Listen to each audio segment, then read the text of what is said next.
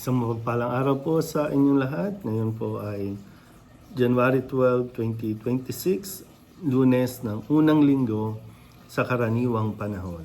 Ang ating pong unang pagbasa at pagninilay sa araw na ito ay hinango mula sa unang aklat ni Samuel, chapter 1, verses 1 to 8. Sa Ramataim Zovim, isang maburol na lugar sa Ephraim, ay may nakatirang lalaki na Elkana ang pangalan. Siya'y anak ni Jehoram at apo ni Eliu, na anak ni Toho at apo ni Zub na Efrateo. Dalawa ang asawa ni Elkana, sina Ana at Penina. May mga anak si Penina, ngunit si Ana ay wala. Taon-taon pumupunta si Elkana sa Silo upang sumamba sa Panginoon sa lugar na pinaglilingkuran ng mga anak ni Eli na sina Ofne at Finis bilang mga saserdote. Tuwing maghahandog si Elkana, binibigyan niya ng tig-isang bahagi si Penina at ang mga anak nito.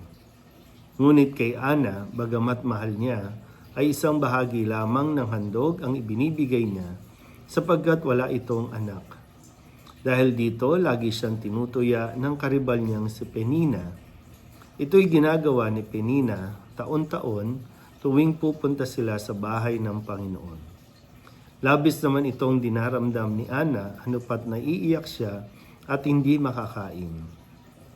Kaya't nilalapitan siya ni Elkana at tinatanong, Ana, bakit umiiyak ka na naman? Ayaw mong kumain? Bakit ka ba ganyan? Mahalaga pa ba sa iyo ang 10 anak kaysa akin? Ang salita ng Diyos.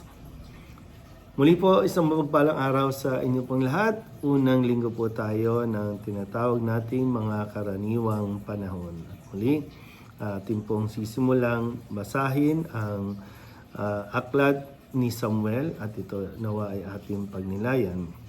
Dito nga po ay patungkol sa asawa ni Elkana, no, na sina Ana at Penina, na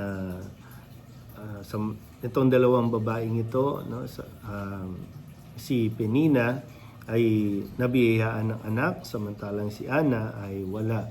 Kung kaya't ito naging dahilan para kutyain ni Penina si Ana. Kasi maganda po, no, na mapaalalahanan tayo na talagang isang karangalan para sa isang babae ang siya ay magbuntis, ang siya ay maging ina.